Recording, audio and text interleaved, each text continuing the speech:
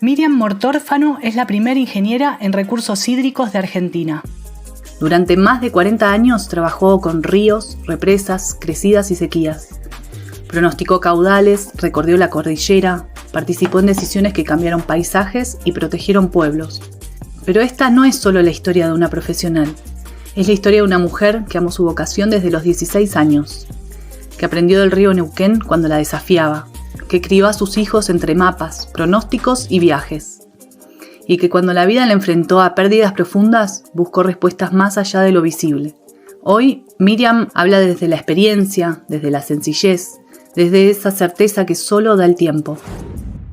Bienvenidos a Sacar a la Luz. Mi nombre es Luz Rapoport y esto es Sacar a la Luz, una serie de podcasts en la que entrevisto a personas que admiro, que me inspiran por su forma de vivir, por sus aventuras o por los aprendizajes que comparten. Ojalá sus historias te inspiren tanto como a mí. Este podcast se hace con ganas y muchas historias para contar.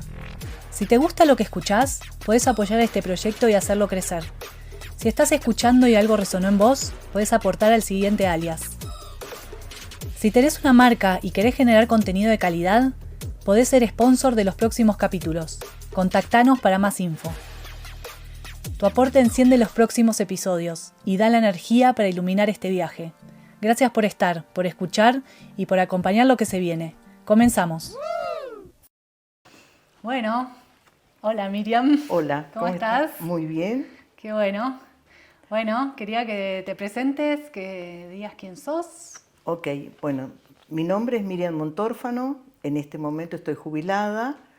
Soy mamá de dos hijos, un varón y una mujer, y trabajé 40 años, 42 años en actividades que tenían que ver con los recursos hídricos. Digamos, empezando por ese tema de la profesión, puedo decir que mi vocación empezó a edad muy temprana. Yo quería estudiar física, a mí me gustaba física.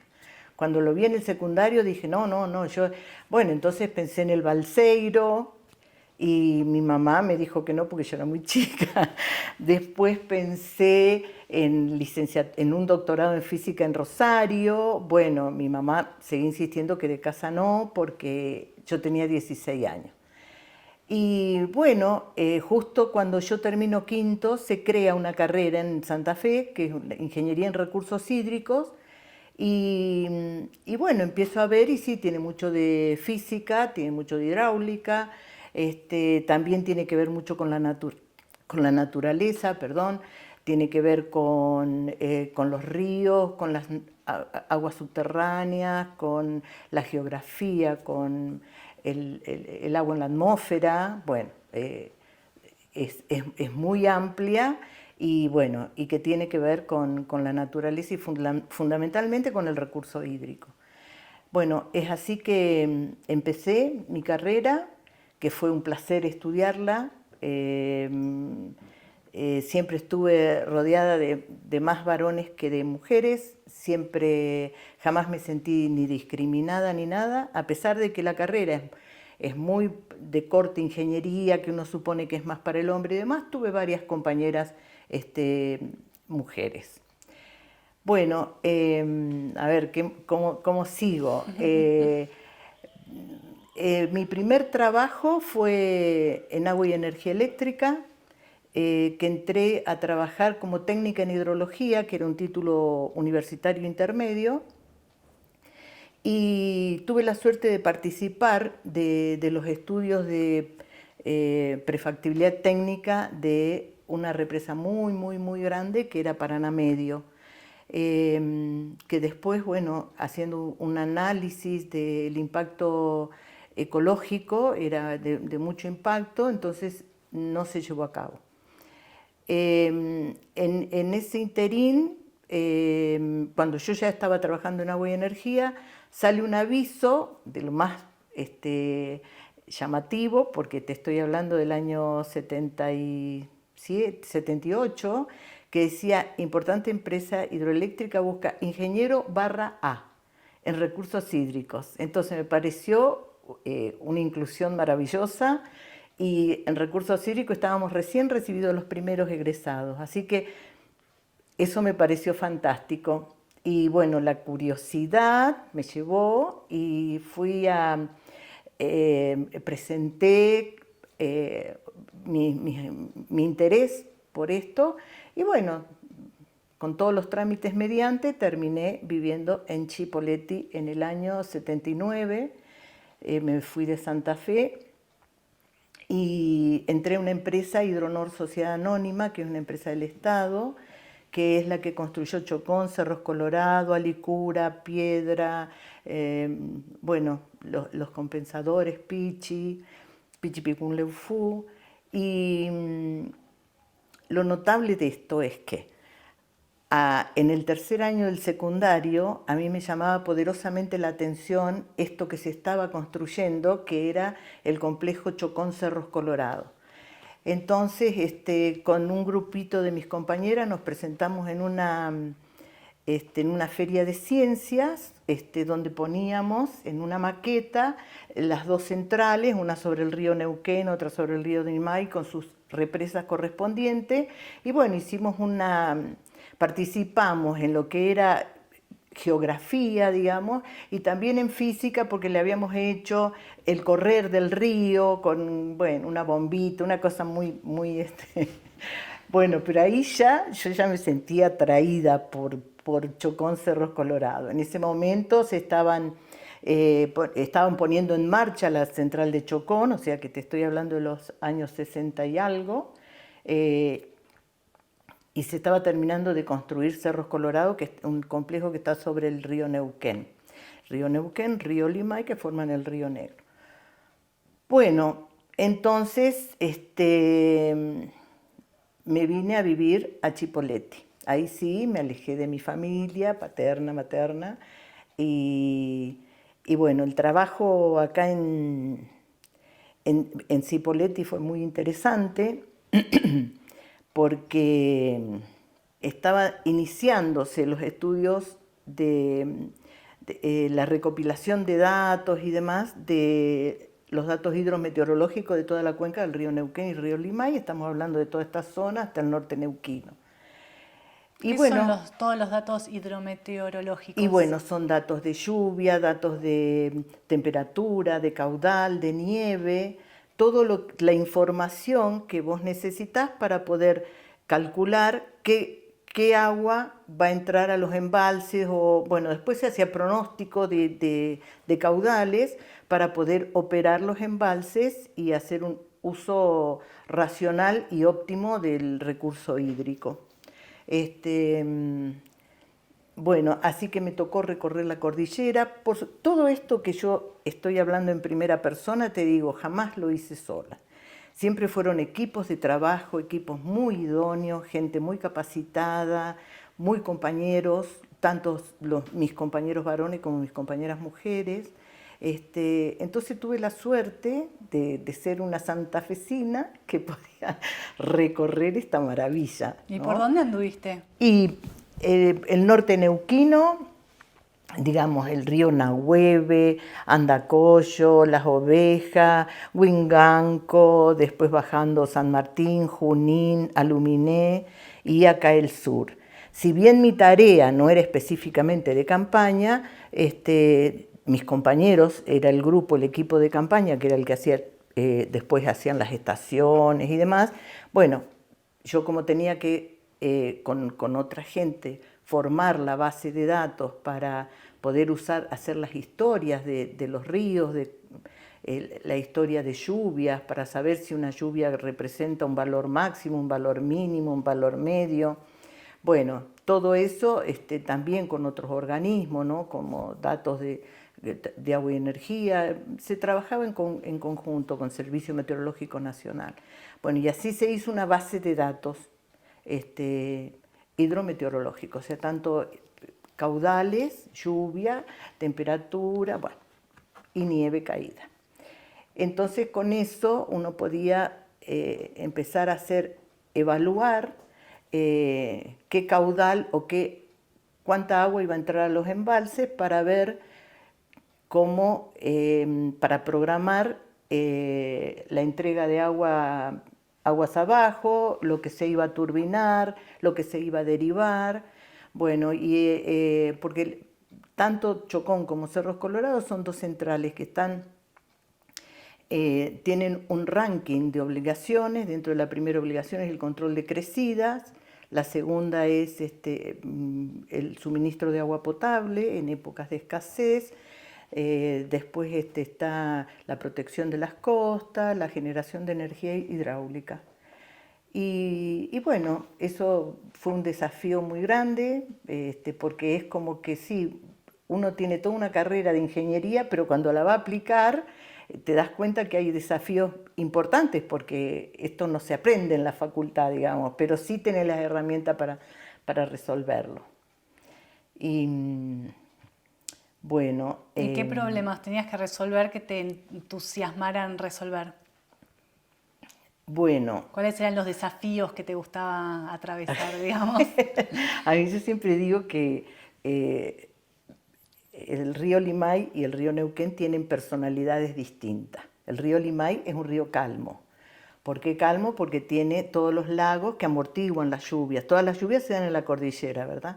Entonces amortiguan las lluvias y el río va más regulado.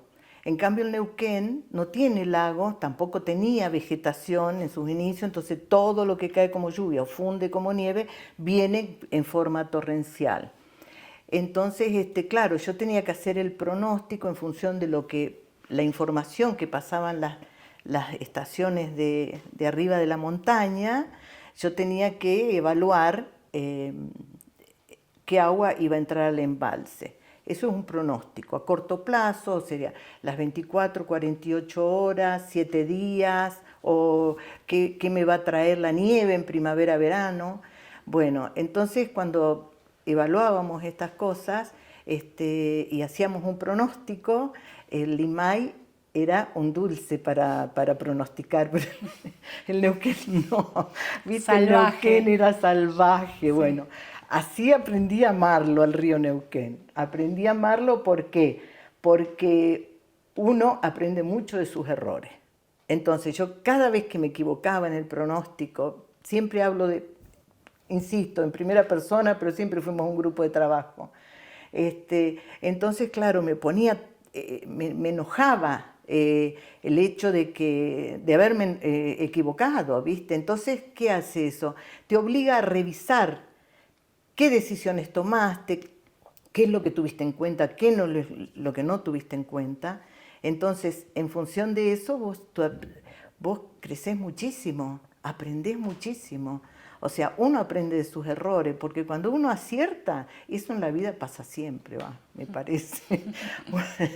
Cuando yo, por ejemplo, uno tiene un acierto y bueno, uno, claro, para eso estudié, por eso sé, pero bueno. Pero realmente cuando uno se equivoca, te da esa cosa de decir, bueno, a ver, ¿qué pasa? ¿Por qué me equivoqué? Y entonces esto te da conocimiento, creces, ¿no? Bueno, entonces siempre el Neuquén, al Limay lo amé, pero el Neuquén siempre fue mi desafío. Bueno, y a ver qué más te puedo contar. ¿Y cómo ves la naturaleza vos? ¿Cómo es para vos la naturaleza con todas tus vivencias? Y esto de los ríos, me encanta que digas que tienen su personalidad porque sí, es muy así. Sí, es así. Bueno, yo desde chiquita, mis padres, yo crecí con mis padres y el río. O sea, nosotros todos los fines de semana salíamos al río, o a pescar, o a pasar el día. Yo desde muy chiquitita aprendí a nadar, por ejemplo. Pero el río Paraná igual. Sí, en el río Paraná. Claro, es otro río también. Es otro río. Es el río Paraná. Y el río Paraná es ¿cómo decirte? Fíjate vos que el río Paraná es un río marrón. Nosotros acá tenemos ríos cristalinos. Y yo cuando llego a Santa Fe, que voy cada tanto, el olor al Paraná es así algo muy sutil. Pero cuando yo llego y siento ese olor, es mi infancia. Bueno, ahí entonces yo crecí en contacto con la naturaleza, crecí muy respetuosa de la naturaleza, muy respetuosa, este, y, y bueno, siempre amando el producto de la tierra. A mí me encantan las plantas, me gusta la huerta, tengo algo así de decir, bueno, que vengan mis nietos y cosechen frambuesa o cosechen zanahoria en lo, en lo que me da, porque realmente tampoco tengo una huerta ejemplar. Y bueno, así, y mis hijos también son muy respetuosos de la naturaleza, así también mis nietos. Nosotros con mis nietos el día de la Pachamama nos vamos al bosque, hacemos o cantos, muy sencillo, ¿no? Pero es saber que es lo que nos mantiene la vida, porque es así, es el sol, es la lluvia, es la tierra, son los animales que nos rodean, los árboles. ¿Y qué pensás vos del recurso hídrico, no? Que, o sea, venís hablando de esto, estudiaste y trabajaste toda tu vida con esto, de alguna manera por el lado del agua y por el lado de la energía, ¿no? Que Sí. genera. ¿Qué beneficios tiene aprovecharlo de esta manera? Yo, mi opinión personal es que cuando uno va a hacer el aprovechamiento de un río, tiene que tener en cuenta el impacto. O sea, siempre la actividad del hombre, por más respetuoso y demás, tiene un impacto. Solo caminar hay un impacto. Entonces, el uso del recurso respetuosamente, en manos que lo respeten, en supervisar que esto se cumpla, en legislar que se respete el recurso hídrico, que se respeten los glaciares, la pureza del agua, las napas subterráneas. Las napas subterráneas son muy importantes, ¿viste? ¿Cómo son las napas subterráneas? Y las napas subterráneas son, digamos, hay un escurrimiento superficial, que es el río, que vos lo ves. Después hay un escurrimiento subterráneo, que es, aquí en nuestro caso, viene desde la montaña, parte escurre en forma directa y parte se infiltra en la tierra y serían como napas de agua que de pronto afloran en un mallín más abajo, o son napas más profundas que van entre capas de roca, por ejemplo, y esas napas escurren, que uno puede obtener de esa napa solamente con una perforación profunda, puede tener agua potable o de buena calidad. Bueno, eso serían las aguas subterráneas. Y yo creo que tiene que haber mucha conciencia, porque los recursos naturales son agotables, o sea, con el mal uso, con el abuso, yo estoy de acuerdo que se haga a lo mejor una represa para juntar agua, por ejemplo, en el verano o durante el invierno, para tener agua en el verano y que puedan crecer los sembradíos, ¿viste? Pero importante es estudiar qué impacto puede tener esa acción, ¿no es cierto? Porque puede tener un impacto que no es lo esperado. Yo creo que estas centrales, estas represas que se construyeron sobre el Limay y sobre el Neuquén, pueden tener alguna parte cuestionable, pero en general yo lo que veo es que tanto Chocón como Cerros Colorado permitieron que digamos, la producción agropecuaria, los árboles frutales, entiéndase, toda esa actividad, te estoy hablando en años anteriores, pueda crecer, porque el río Neuquén puede pasar de 200, 300 metros cúbicos a 6.000 metros cúbicos por segundo. Entonces vos no tenés tenés un desborde muy grande. Entonces regularlo al río y preservar en la época de verano, enero, febrero, marzo, donde el caudal es muy, muy bajo y donde las plantas tienen más demanda de agua, haber almacenado el agua del deshielo, parte del agua del deshielo, para poder cubrir ese déficit, a mí me parece que está bueno. Lo que pasa es que muchas veces las series hidrológicas cambian y bueno, el hombre tiene que ir adaptando lo que hace a esas condiciones de cambio. Claro. Y hoy en día con el cambio climático y estas sequías grandes que están sucediendo, ¿qué cambio habría que hacer o cómo habría que adaptarse? Básicamente estudiar las series hidrológicas y ver cuáles son las tendencias y de ahí ver qué se puede hacer. Y depende de eso, de cómo es la tendencia de la serie hidrológica, ¿viste? Cómo tienden los caudales a aumentar, a disminuir. Yo lo que veo de esto del cambio climático que dicen tanto, es como que se registran valores extremos, ¿no? O sea, antes vos tenías una variabilidad de datos hidrológicos que iban acá, y entonces ahora es como que por ahí de pronto hacen o en exceso o en déficit. Pero como la historia de las series hidrológicas van desde hace 100, 120 años a esta parte, uno nunca sabe lo que pasó hace 500, 600, 1000 años, ¿no? Entonces como que, bueno, el hombre tiene que ir viendo. O sea, vaya a saber si en épocas pretéritas no ha pasado algo como esto.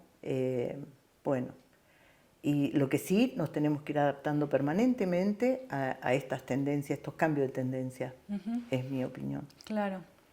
¿Y qué pensás de la ley de glaciares que está ahora vigente, de la transformación de la ley? Y yo lo que creo es que, creo y deseo, es que el recurso hídrico se proteja, que se protejan los glaciares, que se protejan los ríos, que se protejan las napas subterráneas, que se protejan los lagos. O sea, nosotros debemos ser custodios de los recursos hídricos, como de todos los recursos naturales. Pero fundamentalmente el hombre es responsable de la legislación para que eso se cumpla.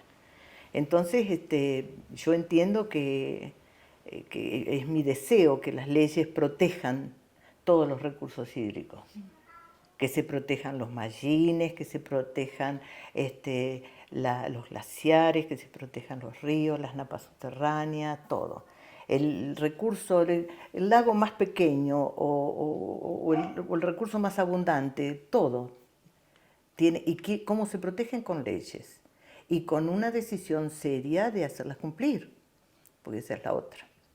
Claro, ese estado de trabajo extra, claro, que no quede en papel. Claro, sí, sí, eso. ¿Y cómo se veía cuando vos empezaste a trabajar, ¿no? El tema de los recursos hídricos, y cómo se ve ahora, o cuando ya terminaste de trabajar, qué transformación hubo en el proceso, digamos, cómo se veía antes y cómo se ve ahora, o después de todos tus años de trabajo?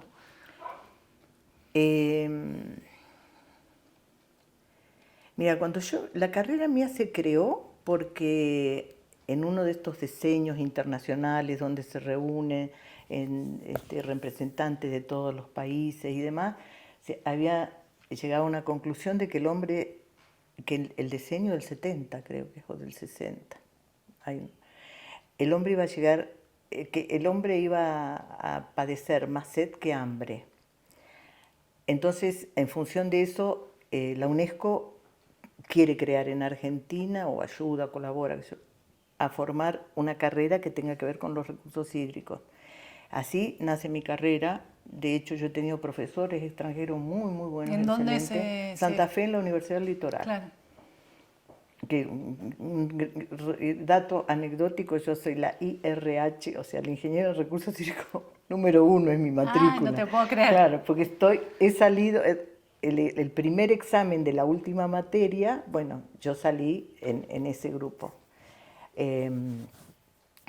Bueno, O sea, desde ahí que hay una preocupación, siempre hay una preocupación por el recurso hídrico. Lo que no sé decirte es si en ese entonces se cuidaba más o se cuida más ahora. Yo creo que hemos avanzado en el cuidado del recurso hídrico.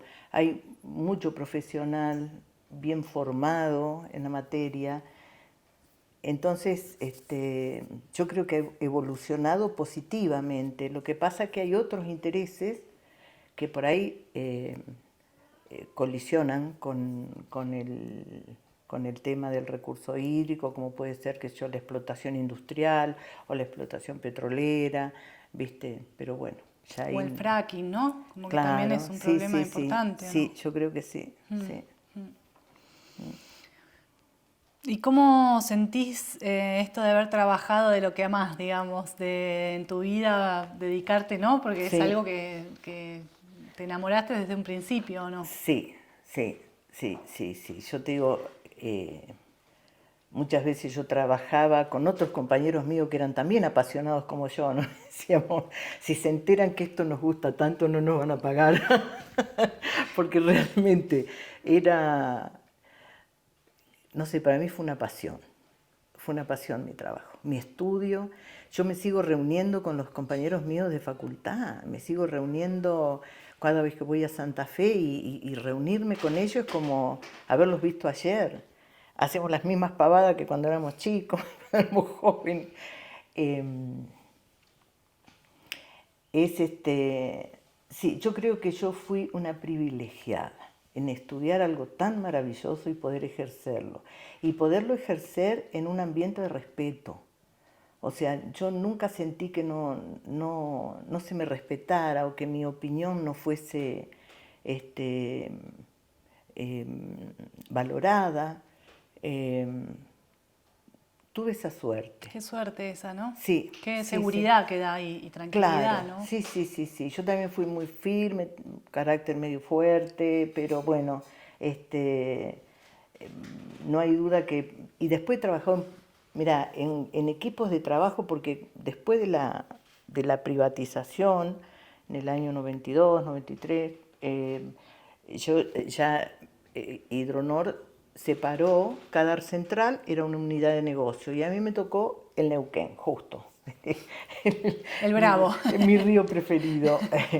Aparte es muy linda la obra hidráulica, está muy bien pensada, es un complejo hidroeléctrico. Porque está bien pensado. ¿Qué Y tiene? porque, digamos, el río, ahí tendría que hacer gráfico, el río viene, le pusieron una represa donde permite subir el nivel y parte sigue escurriendo por el río natural. Y otra parte se desvía a un embalse, que es el embalse de los Barriales, y del embalse de los Barriales pasa otro embalse que es el lago Marimenuco, y ahí la central. Lo que larga la central se junta con lo que viene por el río, ahí hay otra represa y ahí se regulan los caudales que va demandando aguas abajo el río. Entonces no es solamente una represa, la central es un poco más, más ingeniosa. Y, ¿cuál era tu pregunta? No, ¿por qué te parecía que era más interesante esta Ah, represa bueno, que trabajaste? Sí. Esto y después tuvimos un desafío muy grande en equipo. Bueno, ahí están la gente de mantenimiento, la gente de explotación, que son los que eh, manejan las máquinas para entrar o salir o generar energía y demás. Después está la gente de los hidráulicos, los que ven el tema de las compuertas de las distintas represas, la gente de mantenimiento de las distintas represas. Bueno, no quiero olvidarme de nada, pero para mí, en ese contexto, hubo una crecida muy grande del río Neuquén en el año 86 y otra en el año 88. Bueno, esta crecida por los datos que estaban aguas arriba, superaba todo aquello conocido. O sea, nosotros teníamos crecidas normales del río Neuquén de 2.000 metros cúbicos, una cosa así. Después crecidas extraordinarias de 6.000 metros cúbicos, y esta venía de 10.000, 11.000. Entonces era todo un desafío, donde ahí estuvieron los organismos de control, tanto la Autoridad de Cuencas como el organismo encargado de la seguridad de presa y demás.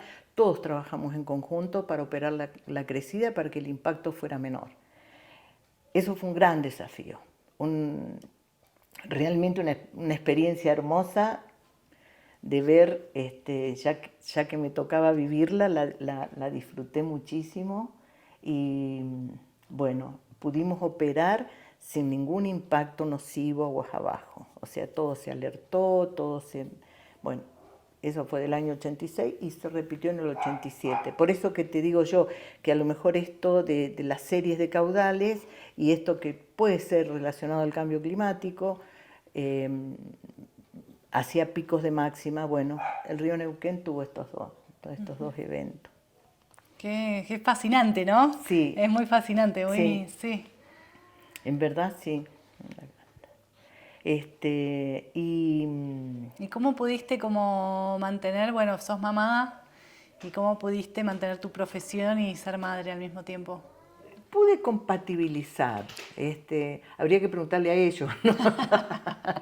Pero bueno, yo fui una mamá presente en la escuela, presente en sus actividades, digamos, yo llegaba del trabajo y lo que me encantaba es estar con los pibes. Para mí siempre, hasta el día de hoy estoy con mis nietos ahora. Bueno, con ellos compartí muchísimo, nos gustaba viajar, así que hemos viajado. El papá de mis chicos murió cuando Mariano tenía 12 años y Aluminé 8. Entonces quedamos en un trío que salíamos a pasear bastante o a acampar o bueno. Sí, me encanta la familia hasta el día de hoy, me gusta esa mesa que fue la mesa de mi madre cuando yo era chica, también se extiende y ahí hay posibilidades para que todos estemos conversando, compartiendo algo. Y contame, me habías contado que tenías como otra pasión. Sí, en algún momento de mi vida, pensé que todo lo que se veía acá no podía ser todo y empecé a ir al Uritorco. ¿Por qué?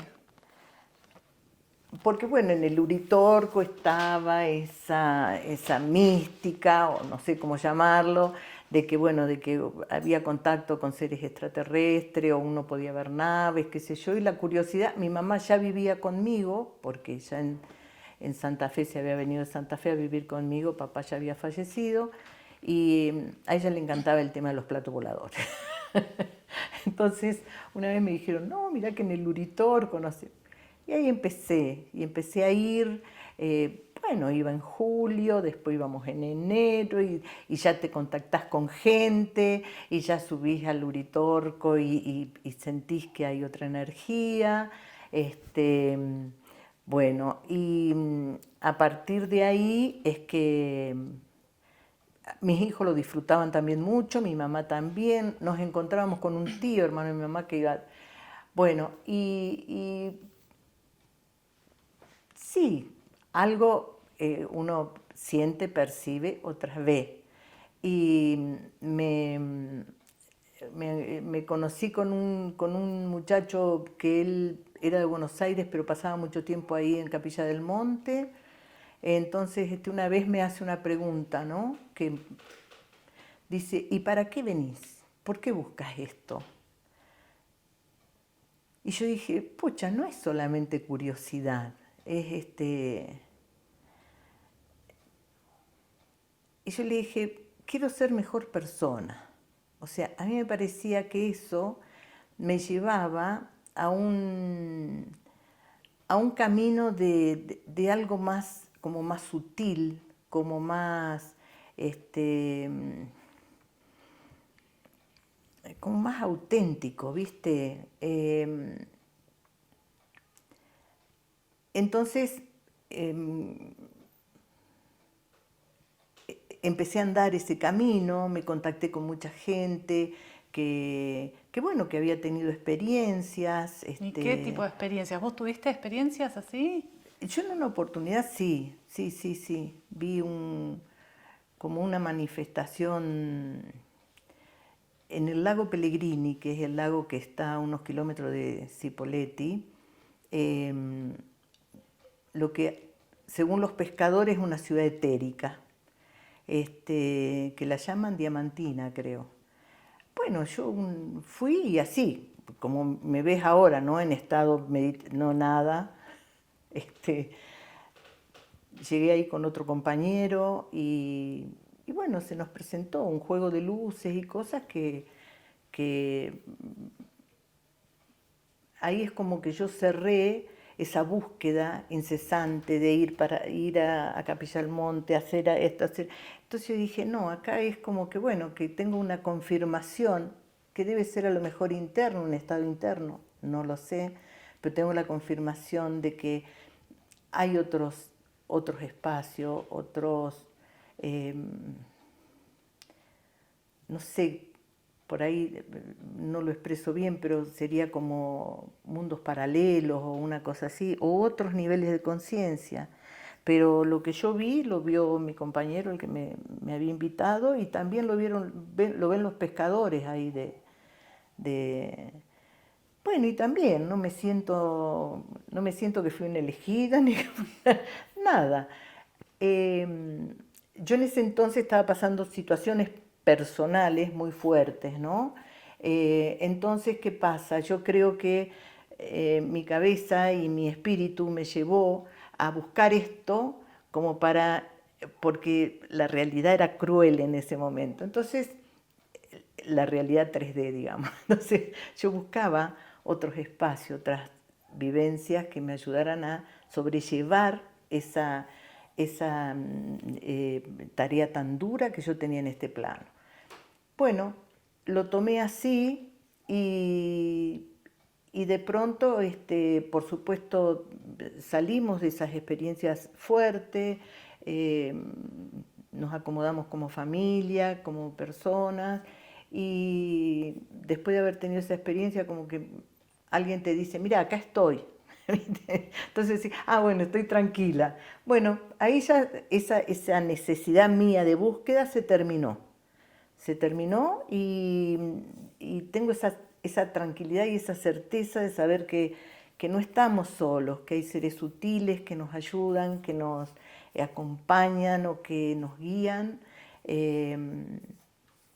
Y bueno, y tomé un compromiso acá con estas 3D, con mis hijos, con mi hija, también formé una pareja,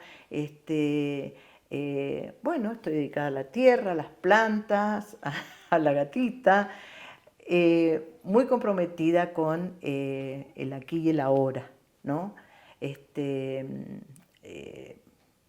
Pero sé que esos mundos sutiles están cuando uno los necesita. ¿Y cómo son? ¿Qué encontraste en esta búsqueda que estabas buscando? O sea, ¿cómo fuiste mejor persona o en qué te ayudó en tu búsqueda personal? Y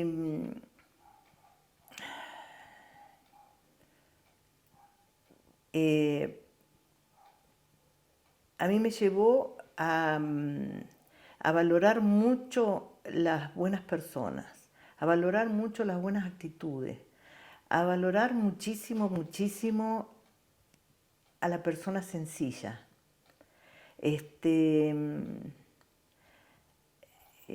Ya sea el paisano del norte neuquino, que es un hombre que cuida sus ovejas, que, viste, y vos le ves ese rostro, a lo mejor todo surcado por el sol, por las inclemencias, pero esa paz. Yo siempre decía, mira la paz que tiene. Entonces, como que puedo percibir esas personas, me pueden me gusta rodearme de ellas. Yo tengo acá un grupo de señoras de la tercera edad, que mi nieta le dice la chica del PAMI. Cada una vida distinta, cada uno un camino distinto. Nos juntamos, nos divertimos y somos, ¿cómo decirte?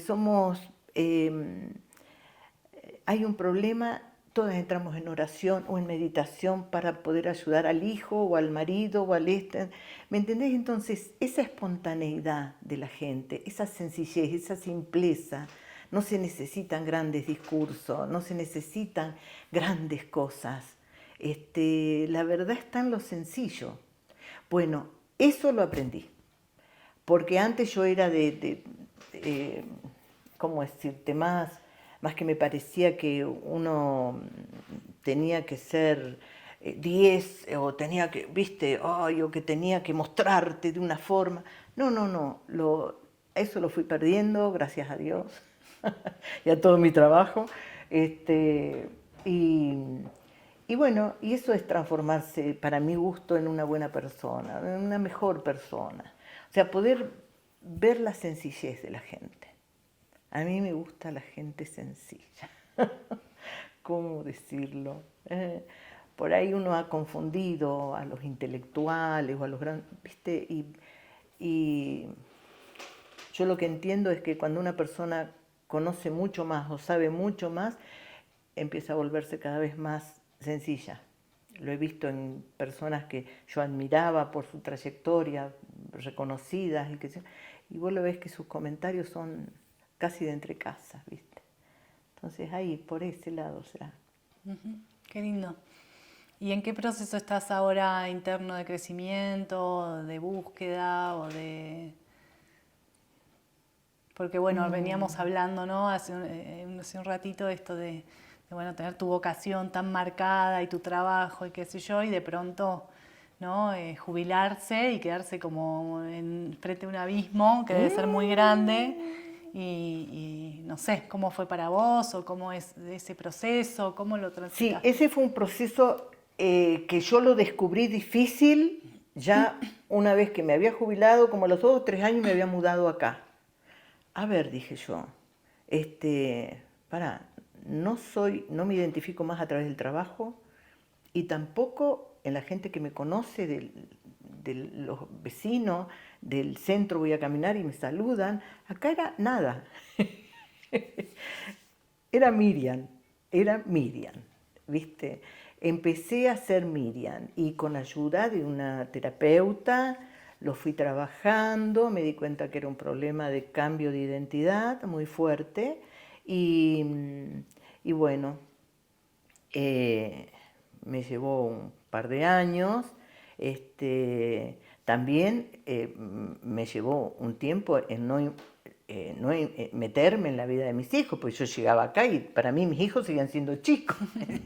Y no, entonces aprendí a ver que eran pares, adultos, muy, con vidas muy interesantes, con sus propios anhelos. Bueno, entonces empecé a quedarme un poco más de espectadora de la vida de ellos. Y sí, y ahora, si te digo con qué me identifico, sí, yo ahora soy más Miriam, entendiendo el proceso de la vida, entendiendo que